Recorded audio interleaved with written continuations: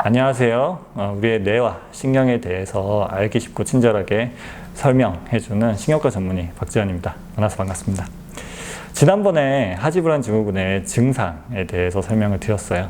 그래서 이제 오늘은 하지불안 증후군이 왜 생기는지 그리고 치료를 어떻게 하는지에 대해서 알려드리도록 하겠습니다. 하지불안 증후군이 왜 생기는지에 대해서 최근까지 연구 결과를 종합해 보면 제일 중요한 원인은 우리 뇌 속에 철분이 부족하다는 것입니다. 뇌에 철분이 부족하면 뇌 신경 전달 물질 중에 하나인 도파민이 제대로 기능을 잘 하지 못합니다. 그래서 도파민 기능이 우리 감각과 관련된 부분에서 도파민 기능을 제대로 하지 못하기 때문에 이상 통증, 이상 감각이 생기게 됩니다. 저희가 이제 그렇게 철분이 뇌 속에서 부족한 경우가 여러 가지 경우가 있을 수 있는데 크게 다른 병이 있어서 하지불안 증후군이 생기는 2차성 하지불안 증후군이라 다른 병 없이 생기는 경우로 나눠볼 수 있습니다. 다른 병이 있는 경우 예를 들면 만성 심부전, 당뇨병, 그다음에 임산부들도 철분이 부족해지기 때문에 하지불안 증후군이 종종 생기고요. 약물 유발 하지불안 증후군도 있습니다. 대표적으로 항우울제나 항히스타민제. 저도 최근에 항히스타민제 약국에서 사 먹고 왜 사 먹었냐면 그분은 이제 수면제, 수면 유도제를 사 먹는다고 사 먹었는데 그게 항히스타민제였어요. 항히스타민제가 좀 졸리기 때문에 수면 유도제로도 종종 쓰이는데 그거 먹으니까 오히려 다리 쪽에 불편감이 심해져가지고 오히려 불면증이 심해져서 병원을 찾게 되는 경우가 있었습니다. 그런 여러 다른 이유들 때문에 생기는 것을 2차성 하지불안 증후군이라고 하고요. 그런 다른 원인 없이 생기는 것을 1차성 하지불안 증후군이라고 합니다. 그러면 저희가 이런 하지불안 증후군 환자분들이 오면 아까 철분이 부족하다고 말씀드렸으니까 철분 검사를 꼭 하게 됩니다. 그럴 때도 보면 실제로 혈액 속에서 철분이 부족한 경우도 있고 부족하지 않는 경우도 있습니다. 혈액 속에 철분이 부족한 경우는 나중에 치료에서 다시 설명드리겠지만 철분을 보충해 주기만 해도 쉽게 또 좋아지는 경우가 많이 있고요.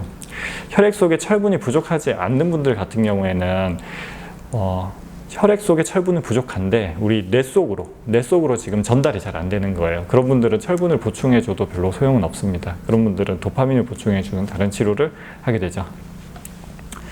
진료 지침상 저희가 보면 페리틴 레벨이라는 것이 중요한데 진료 지침상 그 페리틴 레벨이 75 나노그램 퍼 밀리리터 이하인 경우에는 꼭 치료가 필요하다고 되어 있습니다. 페리틴은 우리 몸에 저장되어 있는 철분의 한 형태죠. 하지불안 증후군 치료에 대해서 알려드릴게요. 하지불안 증후군도 증상이 심한 사람이 있고 별로 심하지 않은 사람이 있어요. 그래서 하지불안 증후군 증상이 심하지 않은 경우에는 굳이 병원에 와서 치료할 필요는 없어요. 생활습관 교정만으로도 충분히 좋아질 수 있고요. 하지불안 증후군이 심한 경우 그리고 증상이 매일 있는 경우에는 병원에 와서 치료받으시면 또 많이 좋아질 수 있고 특히 하지불안 증후군으로 인해서 불면증이 생긴다. 이런 분들은 꼭 치료해 주시는 게 좋습니다. 그러면 하지불안 증후군의 치료에 대해서 좀 더 자세히 설명을 드릴게요. 첫 번째로 중요한 것이 비약물 치료, 즉 생활 습관 교정입니다. 하지불안 증후군을 악화시킬 수 있는 습관들이 몇 가지가 있는데요. 한 가지씩 설명을 드릴게요. 첫 번째로는 카페인입니다. 우리가 흔히 섭취하는 커피나 녹차 콜라에 카페인이 많이 들어있는데 그러한 카페인은 하지불안 증후군을 악화시키는 우리 신경계를 흥분시키는 성분이기 때문에 하지불안 증후군을 악화시키고요. 그 다음에 술도 이런 증상을 악화시킵니다.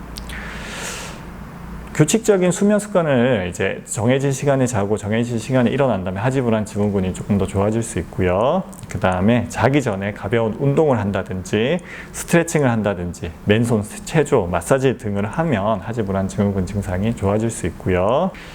간혹 너무 과격하게 낮 시간 동안에 너무 과격하게 운동을 하시는 분들이 있는데 그런 분들 같은 경우는 오히려 하지불안 증후군이 심해지는 경우가 있으니까 너무 과격한 운동은 조금 피해 주시는 게 도움이 됩니다.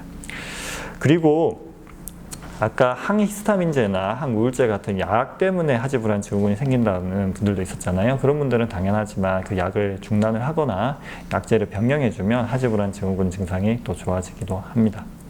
그리고 철분이 부족한 경우, 정확하게는 몸속 페리틴 레벨이 75 나노그램 per 밀리리터 이하인 경우에는 철분을 보충해 주게 됩니다.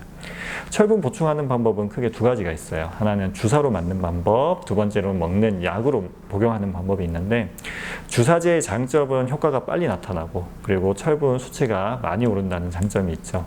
반대로 단점으로는 간혹 가다가 알레르기 반응, 쇼크가 오는 경우가 아주 드물게 있습니다. 그래서 철분 주사를 맞을 때는 항상 좀 조심해서, 병원에서도 조심해서 주사를 하는 게 맞겠고요. 그다음에 먹는 약은 장점은 큰 부작용은 없다. 대신에 속이 좀 불편하거나 소화가 안 되거나 변이 까맣게 나오는 등의 이런 부작용들은 좀 있을 수 있습니다. 경구 철분제 같은 경우는 한 3개월 이상 복용을 해주셔야 되는데, 먹을 때 비타민C, 예를 들면 오렌지 주스랑 같이 먹게 되면 철분의 흡수율이 좀 올라가게 되니까 오렌지 주스랑 같이 먹는 걸 저희가 권유를 드리고요. 특히 곰복에 드시는 걸 추천드립니다. 다만 곰복에 철분제를 먹게 되면 반대로 또 속이 불편한 부작용들이 좀 더 많기 때문에 그런 경우에는 식사랑 좀 같이 드시는 것도 흡수율은 조금 떨어지지만 식사와 같이 드시는 것도 한 가지 방법이 되죠. 그리고 이제 그런 생활 습관 교정이라든지 이런 걸로는 좀 충분히 치료가 되지 않거나, 아까 말씀드린 대로 증상이 매일매일 있거나 불면증이 유발될 정도로 심한 경우에는 병원에서 약물 치료를 하게 됩니다. 하지불안 증후군 약 치료는 대부분 특히 초반에는 반응이 되게 좋거든요. 그래서 저희가 치료를 하게 되면 환자분들이 되게 좋아요. 특히 하지불안 증후군은 진단이 어려워서 1년, 2년, 심지어 10년 이상 고생하시다 오시는 분들이 많이 계시거든요. 그래서 그런 분들한테는 약물 치료가 되게 효과적입니다. 약 치료에서 제일 중요한 거는 도파민 작용제입니다. 아까 뇌 속에 철분이 부족하니까 도파민이 제대로 작용을 못한다라고 설명을 드렸잖아요. 그래서 도파민을 보충해 주게 되면 하지불안 증후군을 효과적으로 치료할 수가 있어요. 다만 단점으로는 너무 장기간 복용했을 때 일부 환자, 다 그런 건 아니지만 일부 환자에서 격화 현상이 나타나게 됩니다. 격화 현상은 뭐냐 그러면 오히려 그 도파민 작용제 약 때문에 하지불안 증후군이 심해지는 거예요. 이런 경우에는 도파민 작용제는 다 끊고 다른 종류의 약 치료를 하게 되면 또 좋아지기도 합니다. 그 외에 이제 또 중요한 약으로는 항경련제 중에서 리리카 뉴론틴 같은 신경 통증을 줄여주는 약이에요. 이런 것들은 하지불안 증후군에서 이상 감각, 이상 통증을 많이 줄여주는 역할을 하기 때문에 역시 중요한 약 중에 하나입니다. 또 다른 약으로는 벤조다이아제핀 약 계열 중에서 리보트릴이라는 약이 있어요. 이 약은 우리 그 하지불안 증후군 증상을 좀 줄여줄 뿐만 아니라 특히 불면을 개선해주는 효과가 있어서 불면증이 심한 하지불안 증후군 환자에서 곁들여서 복용할 수 있고, 지난 영상에서 말씀드린 주기성 사지운동 증후군의 첫 번째로 중요한 약제가 이 리보트릴, 성분명은 클로나제팜인데 이 약이 제일 중요합니다. 그래서 이런 종류의 약들을 통해서 하지불안 증후군은 비교적 효과적으로 치료할 수 있습니다. 물론 약 치료를 할 때 아까 앞서 설명드린 비약물적 치료, 생활습관 교정하는 치료도 꼭 같이 병행을 해주셔야지 이제 효과적이니까 꼭 같이 해주셔야 됩니다.